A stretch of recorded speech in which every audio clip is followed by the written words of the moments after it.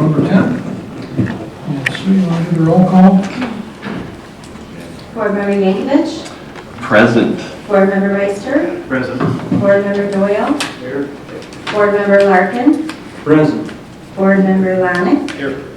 Board Member Springer. Here. Board Members McClure and Altoff are absent, and Chair Reagan. Here. Okay, we need a motion to approve absences. Dean, is there a second? Second. Okay, let's see decide who was first. All those in favor signify by saying aye. Aye. Anyone opposed? Approval of the agenda. Need a motion to approve the agenda. So moved. Okay, Rita, is there a second? Support. Ryan, any discussion or changes? All those in favor signify by saying aye. Aye. Anyone opposed? Approval of the minutes from the previous meeting from October 24th. Need a motion for that. So moved. Dean, is there a second? Yes, second. Close. Dean, any corrections or changes to the minutes from the previous meeting? If none, all those in favor signify by saying aye. Aye. Anyone opposed? Treasurer's report. Sorry. Sue's not here today, but she did want me just to present to you the report. I think it shows pretty clear as to where we're at with everything. Also, in addition, I attached your the payables we made since May, I believe, this fiscal year, it looks like. And if anyone has any questions. We paid off the handicap, is that still pending? The rent of the Lowell Arts? I'm not aware of any bills that have come in for it. Okay. No.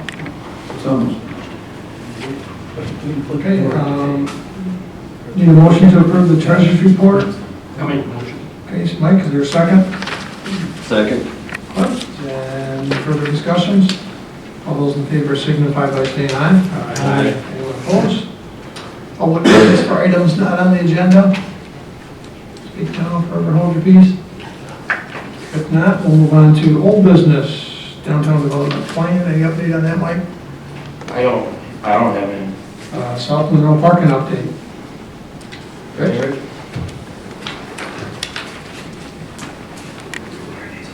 I have an email from April just yesterday about the lighting of the vets. And the lighting of vets relates directly to the South Monroe parking lot. During construction, they snagged a line that powers up the vet side. So I have a commitment from the contractor that they would be here on Saturday or on Monday to get that fixed. So I just want to address that with everybody.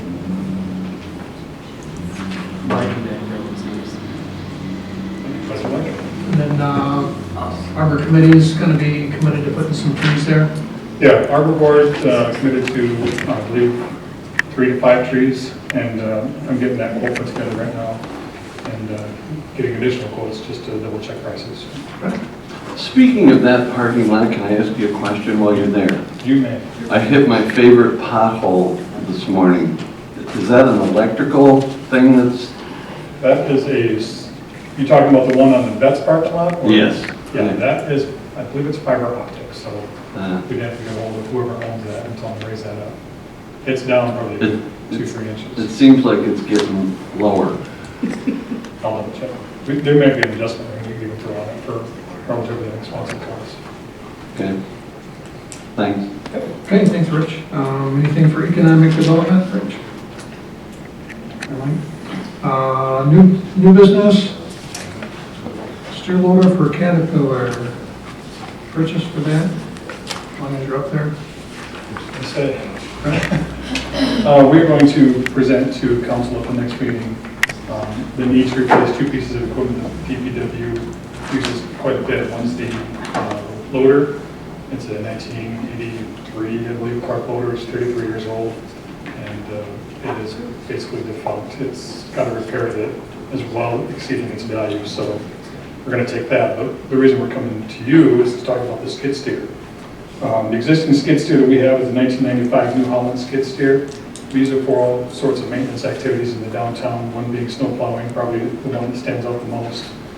We use it for moving debris and dirt and road sweeping and everything, parking lot sweeping. So we would like to propose that DDA pay for, I believe it's $10,000 of that purchase.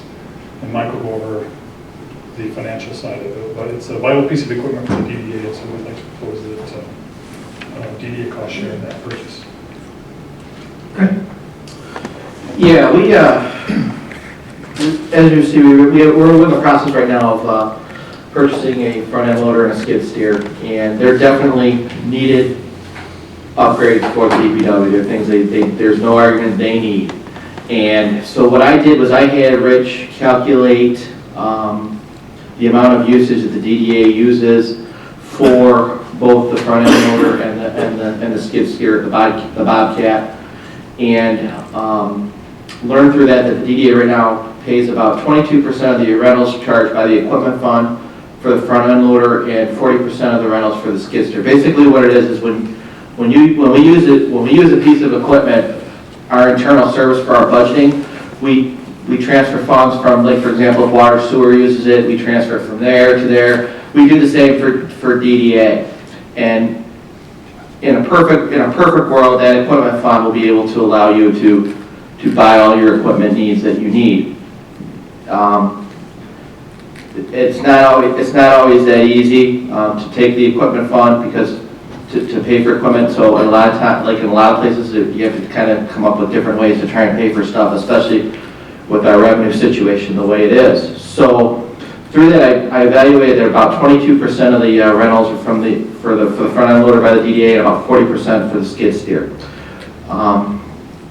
We currently have, in the city's general fund, equipment fund, we have about $165,000. That handles all of our costs. We spend quite a bit of that annually for either for install purchases, for maintenance. I believe Ralph's paid out of their, most of his salary is paid out of our DPW mechanic. So it's a fund that's used quite a bit. And what I would like to do is I would like to ask the DDA to consider assisting with the financing of the purchase, because it's going to be about $50,000 a year for the next 5 to 7 years, depending on how we finance each piece of equipment. So I'm thinking the skid steer might only be about a 5-year installment purchase, and then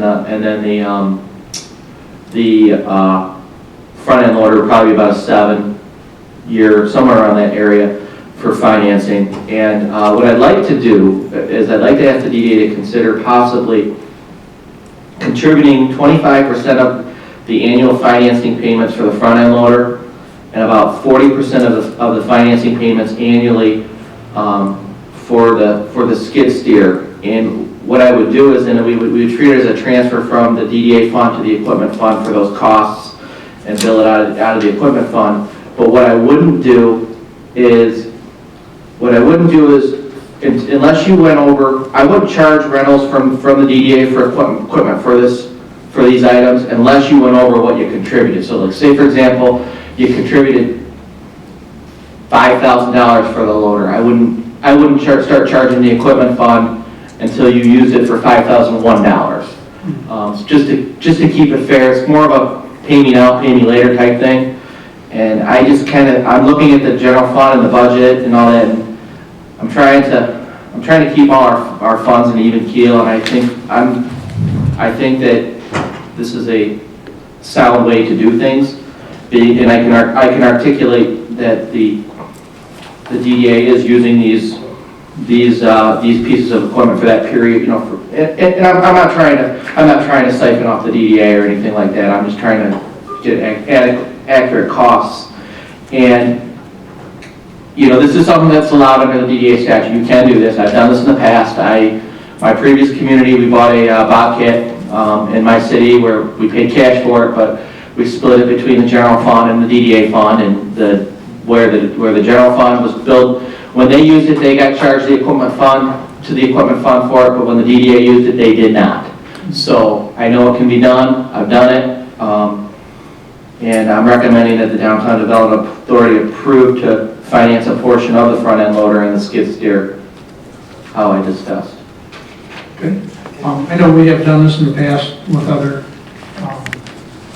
equipment and stuff in the past, even some when some of the maintenance is done on some of the downtown DDA district, we get billed for that appropriately too, so that's, anybody else have a problem with that at all? It doesn't appear they use them that much. Yeah, It looks like the loader is used about 6 hours a month, and the skid steer is 8 hours a month. It should be better option for renting for those few hours. We looked at that option. Let me go back to the statistics first. So all those stats you're looking at are based on 1 year because that's all that our system can, has record for, excuse me, because we just got this BSNA system. If we have more data, I would put that in there, of course, but it's only based on 1 year usage. I think another thing to consider too is that the condition of the equipment is somewhat prohibitive to its usage. So I think my guys were not using it because they feared it would break down, so they only used it as necessary. So I think we're actually going to see an uptick in the usage. Now, as for your question about rental, we've looked at rental. Rental is by far the most expensive way to go. And it involves a cost of going to get it, bringing it back, loading it, unloading it. It's a very expensive option. So we didn't really support renting it. We are presently renting, and it's quite pricey. What, if they chose not to use it, what did they use in place of it? I don't have that knowledge. I don't know. Some things may not have got done. I can give you an example on Front Street. There's a pile of millings from the parking lot construction that just sat there over the summer because we did not have the equipment to move it. So I would suspect some stuff just did not get done. One of the things too with purchasing, one of the things that Rich is looking at doing with our asset management program, we're going to be in the process of reinstituting a lot of asset management things that really need to be addressed. But one of the things we're finding is that if we purchase these pieces of equipment, we use them for 7, 8 years, somewhere in that area, we're going to be able to sell them and get a substantial amount of what we reinvested back. And that would down the road hopefully alleviate our costs from when we have to replace equipment. So that's something that we're kind of looking at, because really we don't really want to be in a situation where we're holding on to equipment for 33 years and we want to make sure that we're being mindful of obviously our dollar and spending our money wisely, but I want to make sure that they have decent equipment and things that are more modernized so they can do the job efficiently. Did you consider between those two leasing equipment? Yes. I was actually kind of leaning towards leasing it. One of the conversations I actually had was with Dick Lent, our attorney, about this, and he had suggested that because of the financing rates, we'll get a better rate if we buy it, even if we install permits. These are our interest rates right now with the local banks. We'll get a much better interest rate buying than we would if we leased. We're not going to be making. We're not going to be making money, but our more bang for our buck would be doing the installment purchase. But with respect to that, it looks like it comes up to about 222 grand capital purchase, but you're expecting to pay somewhere between $250 and $350 to pay it off. $50,000 for 5 to 7 years. Are you referencing the spreadsheet there? Looking at the text, the cover sheet. And that's an estimate right now. That's a high estimate. I think once I get the pricing and how I want to do it, I would have better figures for you as to how to pay for it. So it would probably be less.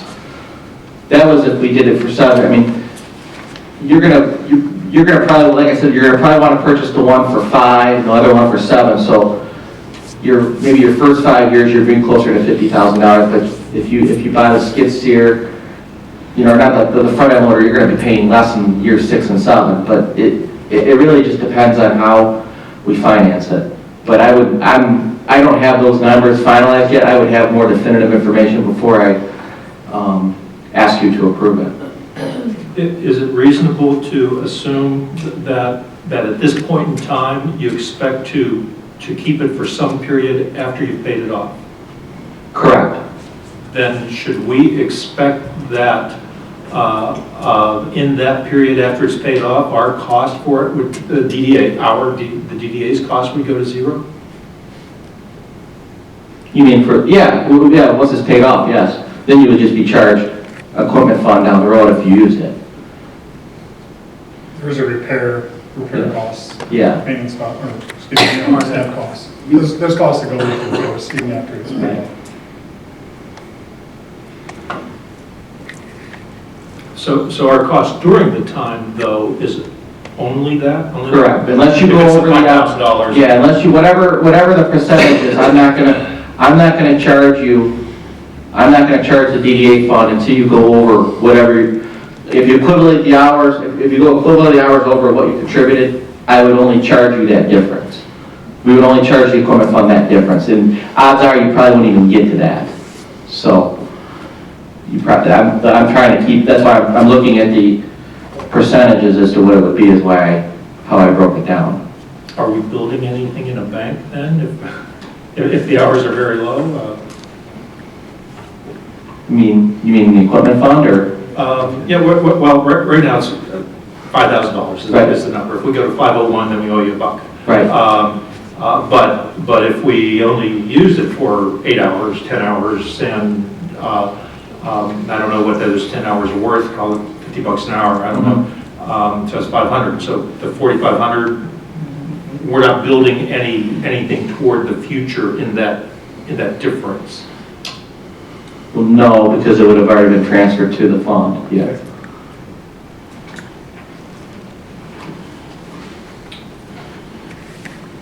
Okay, any other questions for, What about all the attachments? Is this just the skid steer itself? Well, this is the attachments as well. Oh, so it's a full set of attachments, Yes. broom, bucket, forks. Snow blower, Snow blower. I think it was a grapple, a couple of buckets. Yeah, so we looked at how we would use it and the pieces of equipment we'd use the most, so. So you're going to get rid of the old one, including all whatever attachments you have for We have it? some attachments we keep, like the sweeper, we keep that for sure. But yeah, some of the other stuff would just go with the equipment. Wheeled or tracked? I think it's wheeled, I'm not sure. I haven't seen a picture of it, frankly. any other questions for Mike? For Rich? You need a motion for that at all, or is this just something you're? At this point, I would ask for direction of the board if they'd be more consensus from the board this time, if they'd be interested to go to the route I'm prescribed. I'd come back at a later date with more detailed information. Okay, any, In a figure. Absolutely, yeah. okay? Any problems with that at all? No? Okay, I think we got that consensus. Okay. Thank you. Okay, sidewalks update. Okay, on the sidewalk project, we've been blessed with very nice weather, of course, and so they have 98% roughly of the concrete poured, so that's the good news. Bad news, of course, is always bad.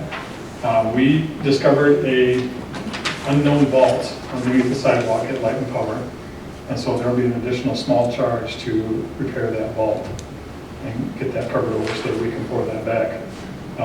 I contacted Mark Batchelor. He's going to wall that vault off, and we're going to just place sand backfill and get that repoured. So it's not a huge impact, but just want to make you aware of it.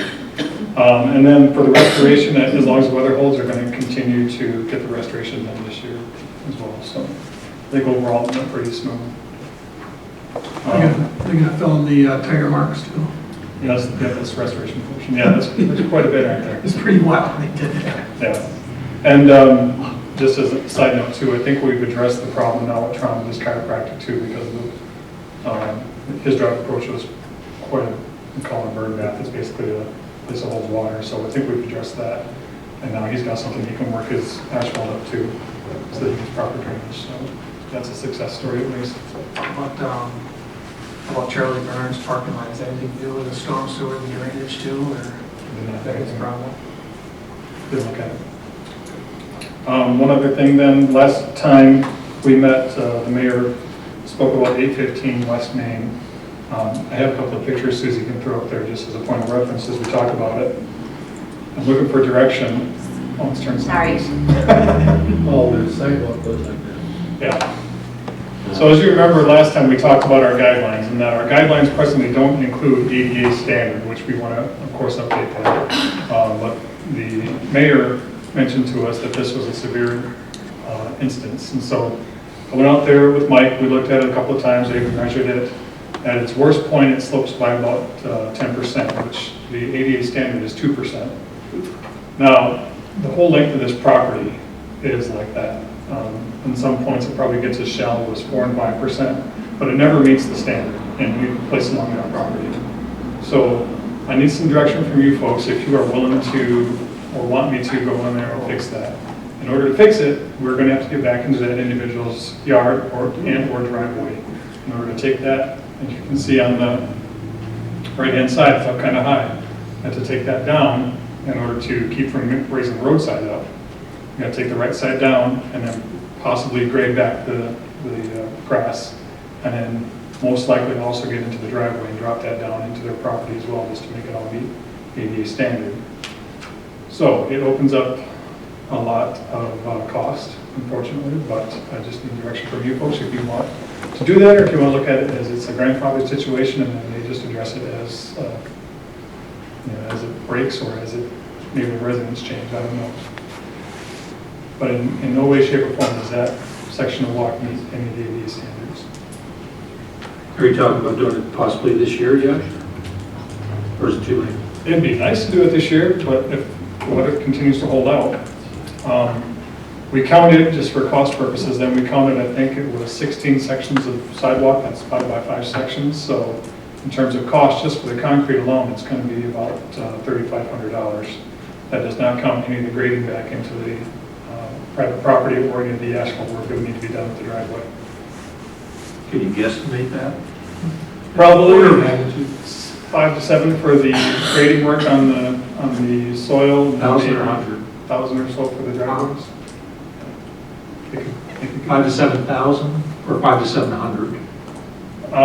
Probably 1,000 for the driveways. I would say. 1,000. Yeah. So 5 to 700 for the grass, $1,000 maybe for the asphalt, and I'm pulling stuff out of the sky here, guys. So- $5,000, $6,000, $7,000 total. Yeah. How many more spots you think are out there that don't meet the standards? I was afraid to look. I only addressed this one because it was brought up at this meeting by the mayor, and so I went out there and Mike and I had a long discussion. Open a can of worms. Yeah, that, technically, that's the property owner's responsibility, correct? Yeah, but it's in the DDA, that's what, and it was brought up by the mayor, that's why I went and investigated it.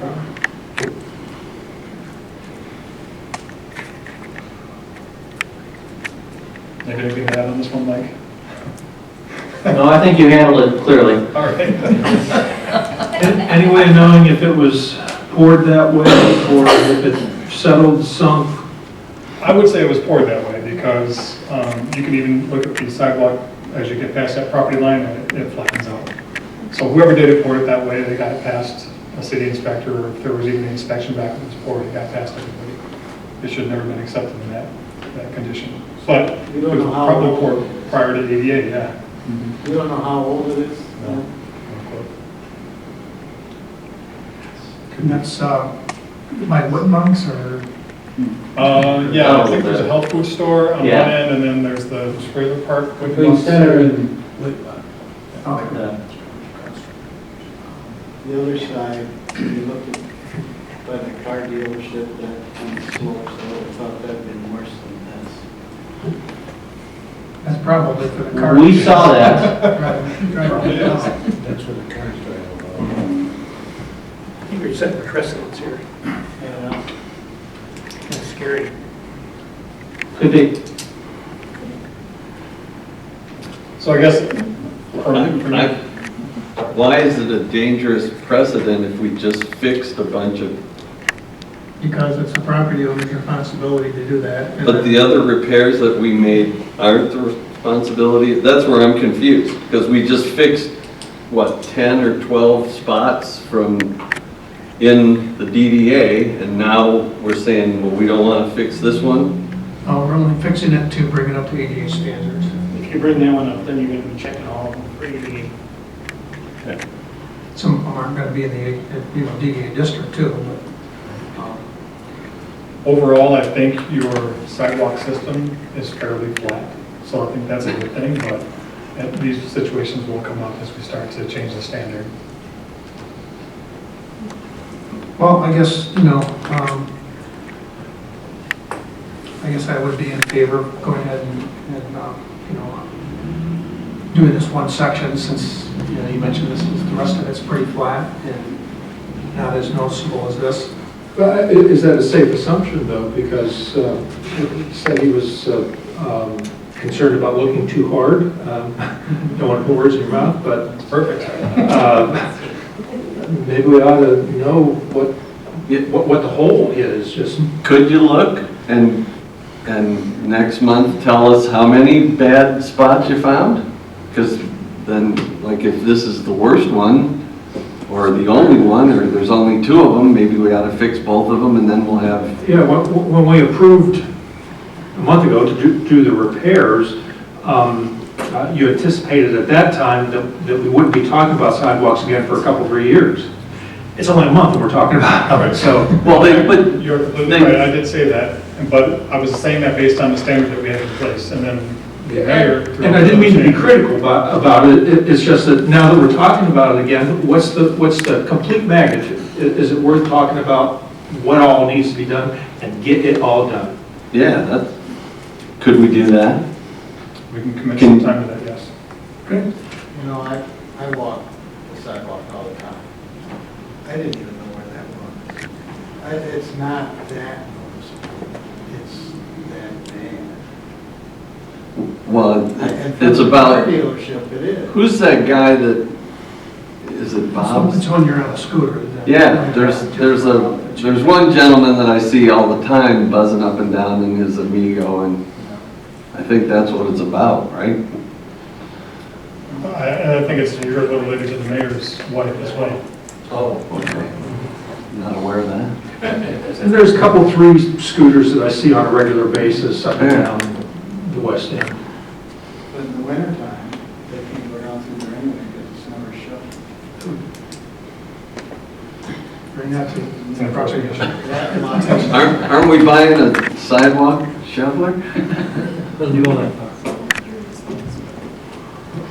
So maybe, Rich, if you can come back and maybe have a list of other ones that maybe meet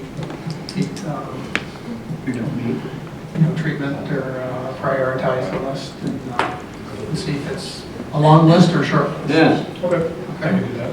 We'll assign a cost to each one. All right. Thank you. All right. Reports and member comments. Anything else? I'll just add, John Ball Park millage passed, Yes, and the DDA captures that, yes. okay? And they were aware of that. We're not the only DDA that captures a portion of that. No, I think we're not. Yeah. I saw the ballot, I know there were mentioned other DEAs, so. Well, I mean, other towns that do that. Right, yeah. How about the 911 notice, does that impact us at all, or? Yes. Yes, it does, okay. Yeah, but that's a search, that's not a property tax capture, that's a phone surcharge, so that doesn't impact the DEA. Okay. And one warning or notice that I got from, with the lame duck session, sometimes the legislators do crazy things with DDAs and stuff, so just keep that on our radar to see if anything. Once I get more information, I'll let you know. Okay. Okay, any other comments from the board? Okay. Motion to adjourn, So moved. Flip, and seconded by Dean. You bet. Any further discussion? Next meeting, maybe one in December? As needed?